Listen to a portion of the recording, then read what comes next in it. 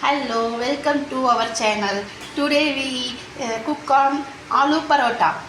நாம் இன்னைக்கு ஆலு பரோட்டா செய்ய போகிறோம். எதில் செய்ய போகிறோம்னா ஆசீர்வாத் கோதுமை மாவில் செய்ய போகிறோம்.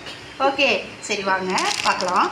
இப்போ நாங்கள் என்ன பண்ணியிருக்கோம் அப்படின்னா மாவை பிணைஞ்சி எப்பயும் போல் சப்பாத்தி பழத்துக்கு பிணைஞ்சி வச்சுட்டோமா. அடுத்து பாருங்கள், உருளைக்கிழங்கு பொரியலை எப்பயும் செய்கிற மாதிரி செஞ்சு வச்சுருக்குறோம். எப்படி செய்வோம்? எண்ணெய் ஊற்றி கடுகு போட்டு வெங்காயம் போட்டு உருளைக்கிழங்கு வேக வச்சு மசாலா போட்டு கிளறுனா உருளைக்கிழங்கு பொரியல் ரெடியாக அதை பண்ணி வச்சுருக்கோம். ஓகேவா? இப்போ எப்படி நம்ம ஸ்டஃப் பண்ண போகிறோம்னு பார்க்குறோம். இந்த மாவை எடுத்து இப்படி ஒரு புரட்டு இப்படி ஒரு புரட்டிட்டு கொண்டு வந்து வைக்கிறீங்க. வச்சுட்டு இப்படி ஒரு இப்படி ஒரு தேய்ச்சிடுங்க. ஓகேவா?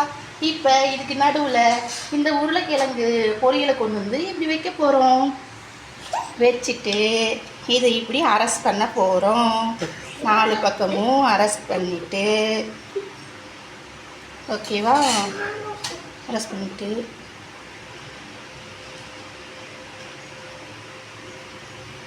பண்ணிவிட்டு இப்படி இது பண்ணிக்க போகிறோம்.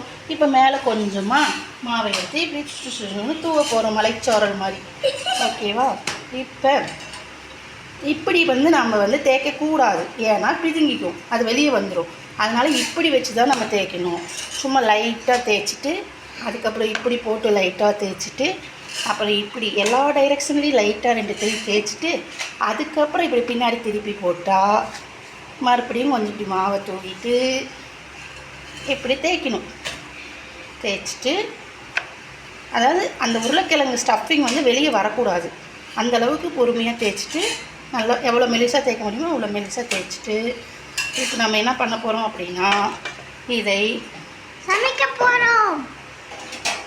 தூக்கிட்டு இப்படி தோசைக்கல் சூடாக இருக்கா, அதில் இப்படி போட போகிறோம். இப்போதைக்கு இது வந்துட்டோம். இப்போ பாருங்கள், நமக்கு ஆலு பரோட்டா ரெடி ஆகிடுச்சு. ஓகேவா? இப்படி ஒரு திருப்பி போட்டுட்டு இந்த மேலே அந்த கலர் ப்ரௌனிஷாக மாறணும். இப்போ நம்ம எடுக்க போகிறோம். எடுத்து அப்படியே ஹாட் பாக்ஸுக்கு சூடாக மாற்ற போகிறோம். சூடாக மாற்றிட்டோம். ஓகே.